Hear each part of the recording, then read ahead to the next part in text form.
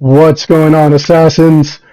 I had another question. Being that we've been talking about maps in a couple of my videos for Valhalla, what did you guys think of the Ireland map?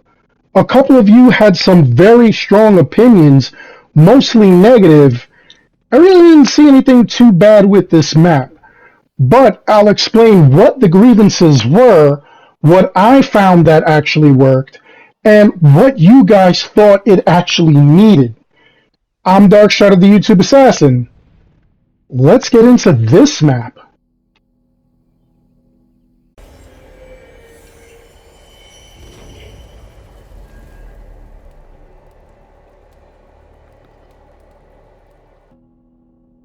So in my last video where I was talking about map size, you guys kind of corrected me and said that the map was huge and there was a ton of things to do. What really didn't work were the story arcs. That was the general consensus.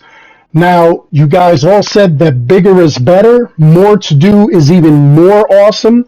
The only real problems, again, the story arcs. And in all honesty, anybody who actually rushes through the story just to get to the end, they really kind of messed up. They miss out on certain details, things that are going on.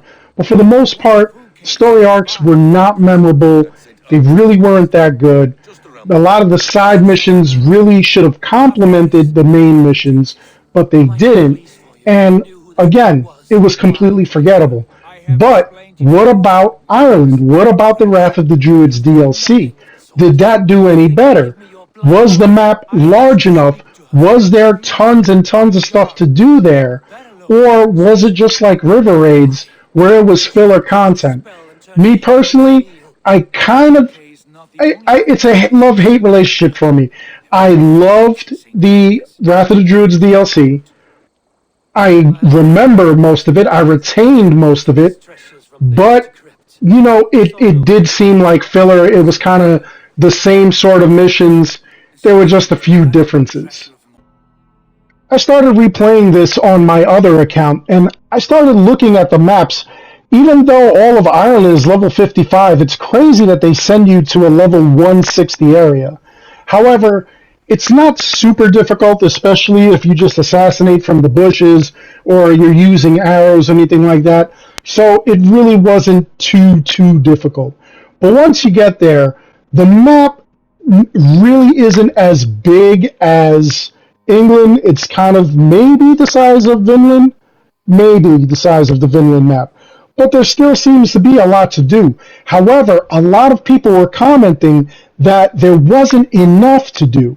There wasn't really a lot of things going on there. But the story, a lot of us will agree, the story was memorable.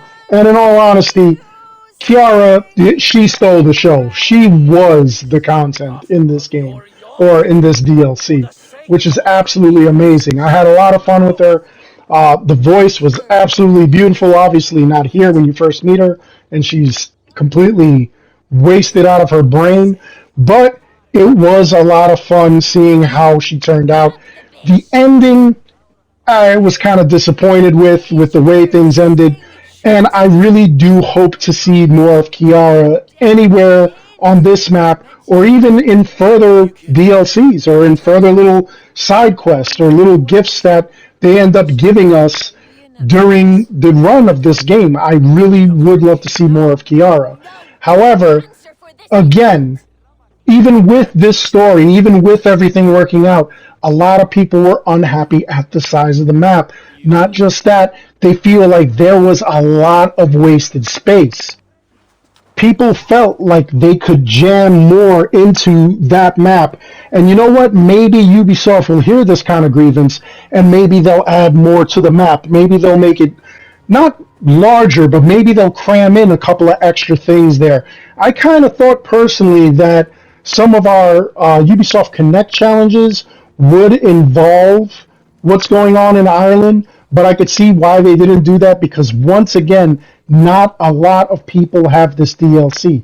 Which also reminds me, by the way, make sure that if you don't have this DLC, you're in the contest that I have going on. I'll put a link to that video below so that way you could enter the contest. I'm giving away 3 season passes, one for PC, one for Xbox, and one for PlayStation, just so that way people who really don't have the money, because that's pretty expensive, $40 US, you at least have a shot at getting it. And then stick around, because I might even do another giveaway a week or two after that. I might actually give away the one DLC by itself for any of those who actually want the DLC. So we'll see what happens. Anyway, getting back to the subject, again, a lot of people felt that this didn't have a lot of content, that it was filler content, that they could have done more. And in some cases, I do feel like it could have been a little bit more. Most people were able to complete the story in about 10 hours, which honestly, to me, that's really not that bad, especially when you have like another 20 hours or so of other things that you could be doing, such as the royal pleas,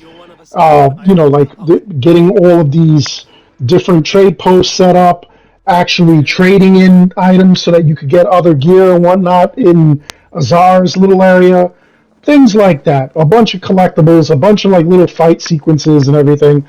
Even though a lot of it was repetitive, which, I mean, let's be honest, it really is repetitive, it was still there. So I really can't go that hard on this thing. Plus, this DLC does exactly what I believe DLC should do. If you know this channel, if you know me, you know that one of the big things that I expect from my DLC is that it expands the world that we are currently in.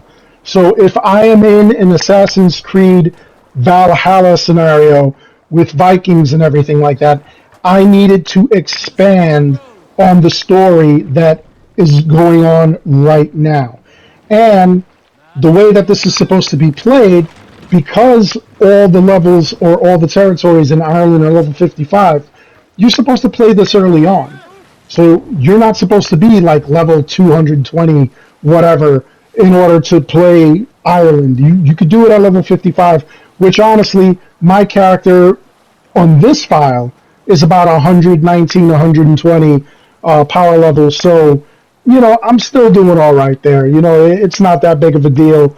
I am a little OP for the area, but still, it's enough where you could have fun. It's enough where you can fall victim to some hazards. So, but the most important thing is that it expands on the universe. I had a serious problem with Far Cry 5. All 3 DLCs did absolutely nothing. The first DLC was about Vietnam. It was about one of the characters back in Vietnam, which, I mean, it was a great story, but it had nothing to do with what was currently going on in Far Cry 5 scenario. Then the next DLC we got had to do with outer space. It was a fantasy thing. It didn't expand on anything. You had to go to Mars. It was really whacked out. It was like just, one of those things you just make up.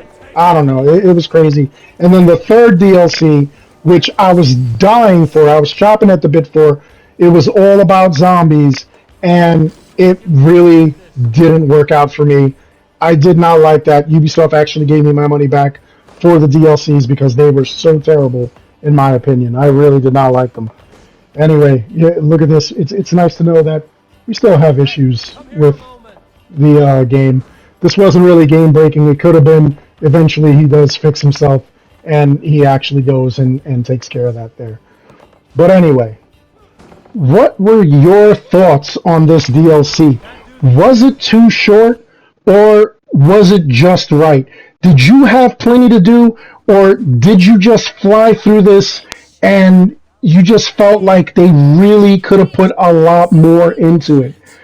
I don't know if I could really complain about 10 hours, especially with the way DLCs have been going.